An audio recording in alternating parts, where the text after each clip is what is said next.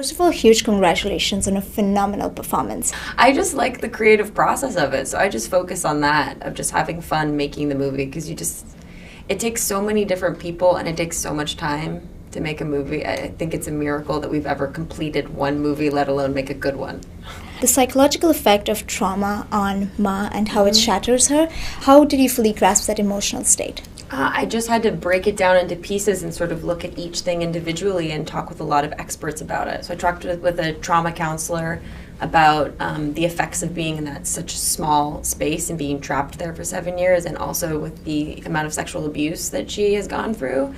And then I talked with a doctor about the effects of having no sunlight and having a very not nutritious diet.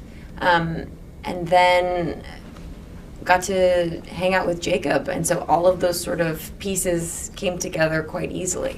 How did you connect with the character and the circumstances? Did you have a personal connection with it? No, I've never been trapped. But I do understand the feeling of living in a small mindset and needing to take a courageous step outside of that into something bigger. Ma wrestles with so many emotions, from fear and love, and to the love of her son as well. So how did you portray this range of emotions? I don't know. I think it just sort of happens. I don't plan for any of the emotions to happen. I really felt a connection to Ma and to her connection with Jack, and I just loved Jacob, and so the whole thing just sort of opened as we were shooting it. Yes, the bond between you and Jacob was amazing. So how did you work on that with Jacob? We just hung out a bunch. Yeah, we just played a lot of Lego. We made all the toys that you saw in room, and we just talked a lot. We just really got on really well.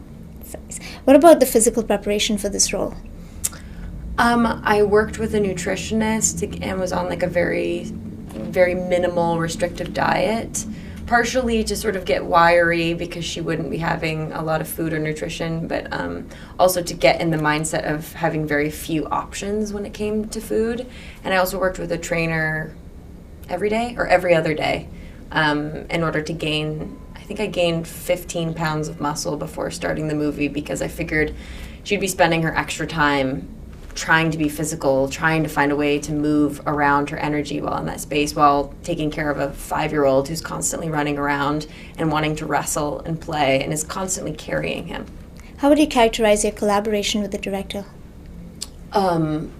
Just a complete, beautiful partnership. Yeah, we were partners in crime with this one and sort of really worked very closely together on it, because we were both doing a lot of research about some of the same things, but I have certain knowledge of being a young woman and of being a 17-year-old girl that, you know, a man that's a parent in Ireland maybe doesn't have. So we were able to come together. I was able to learn a little bit about what it's like for him to be a parent, and he was able to learn from me what it's like to be a young woman, and we sort of collaborated on everything together. Did your role as Mart have an emotional toll on you?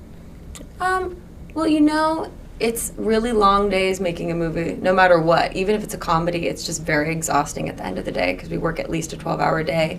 So it took a lot of time to make sure, you know, you decompress, you watch some comedies, but I know it sounds crazy, but there was just a lot of laughing on set. Jacob and Lenny, our director, myself, and our DP, we all had an amazing sense of humor, and so we were constantly just breaking the tension with jokes the whole time. That's great. What's next for you? I'm prepping for Kong, Skull Island, doing the new King Kong. That's nice. I'm looking forward to that. Yeah. Thank you so me much too. for chatting with us. Yeah, no problem.